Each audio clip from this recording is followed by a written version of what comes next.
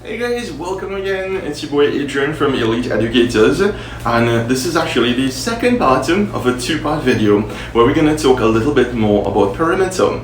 Now, I did not expect the last video to be over 10 minutes, but there's a lot of information to take in, and also this video is for students who may have missed the classes on perimeter. So the first thing that we want to talk about, that we talked about in the last class, was perimeter was under the SES syllabus topic of linear measurement. Now, in the 2019 to 2023 syllabus framework under mathematics, we have a huge topic about linear measurement, about types of measurement, millimeters, centimeters, meters, kilometers, the full weeks. And this particular topic is just telling us about how we can derive the perimeter of shapes. Now, this is a favorite for SEA examiners, and this is why we need to know this, because this usually comes in like part 2, part 1 of the paper, and it is for easy marks.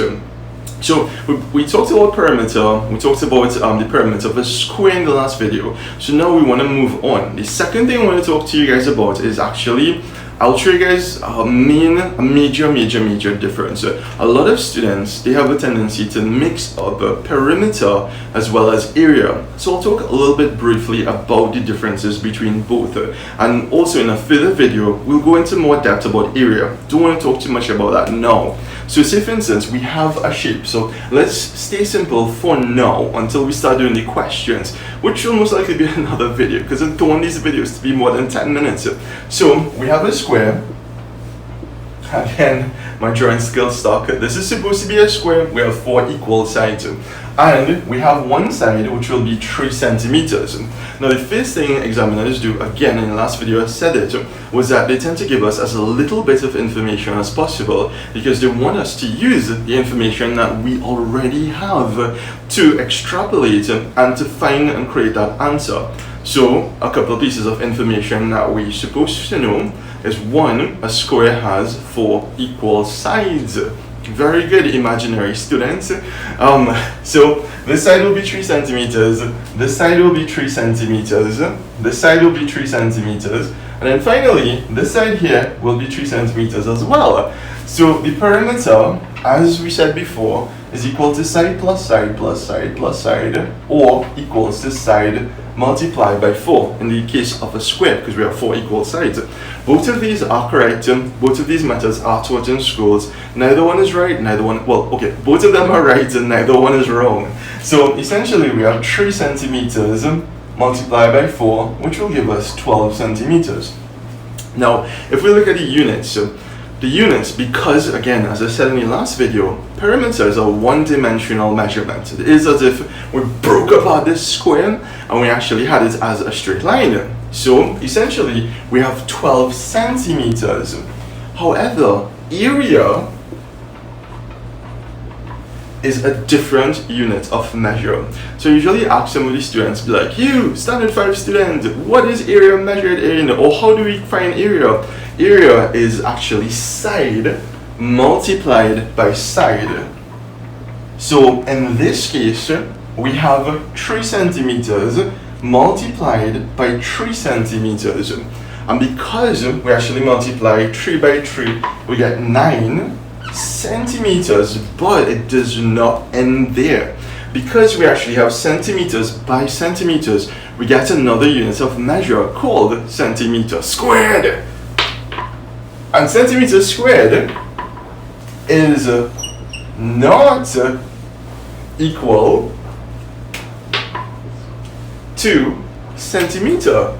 So perimeter and area, those are 2 completely different units of measure. So what I'll do now, like super quickly, is try to show you guys the difference. So for instance, 3 centimeter, if we divide this into centimeter blocks, so I draw this down and draw this across. Alright, so this is where we get to 9 centimeters square from. Each one of these blocks is 1 centimeter by 1 centimeter.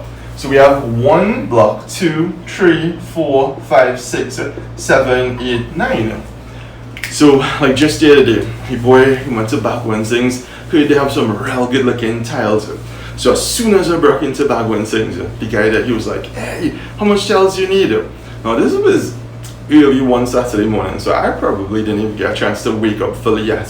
So here I was thinking that, wait, I have to go all the way back, not university maths or university chemistry, not any MBA level accounting or marketing, not anything from Form 1, 2, 3, 4, 5, 6 NAPS.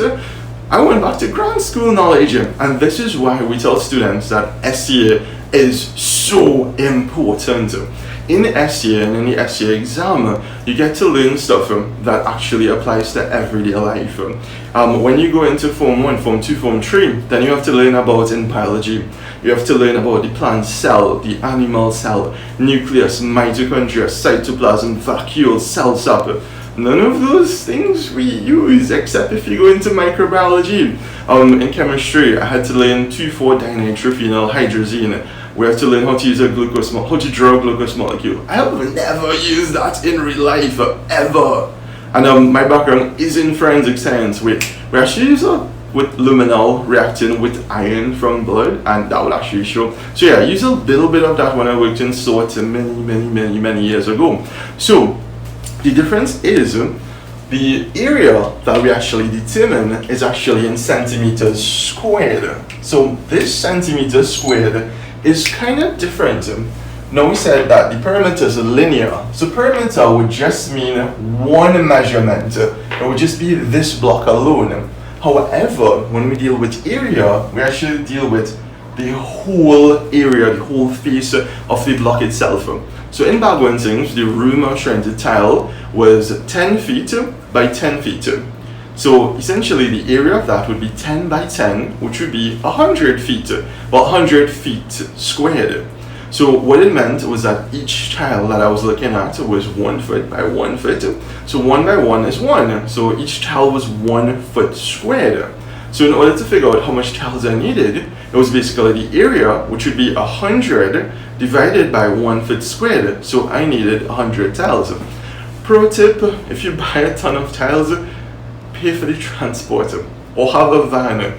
That thing like weighed down the back of my car so much.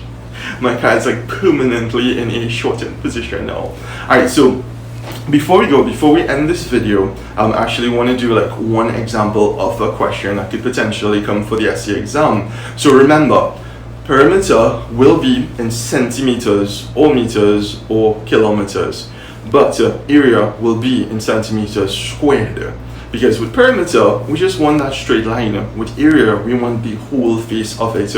I will do more videos to like elaborate it. Well, we didn't even touch area yet. So if you don't understand area as yet, do not fear. We will be going to there soon. And remember, we give handouts for everything. You have literally zero writing to do except for structured questions or when we do assessments. So actually, you know what? I'll stop this video here and then we'll do the question in the next video. So anyhow, guys, see me in video 3. So now it is part 2. This is part 2 of 3. I hope it's going to 4. Anyhow, guys, peace out.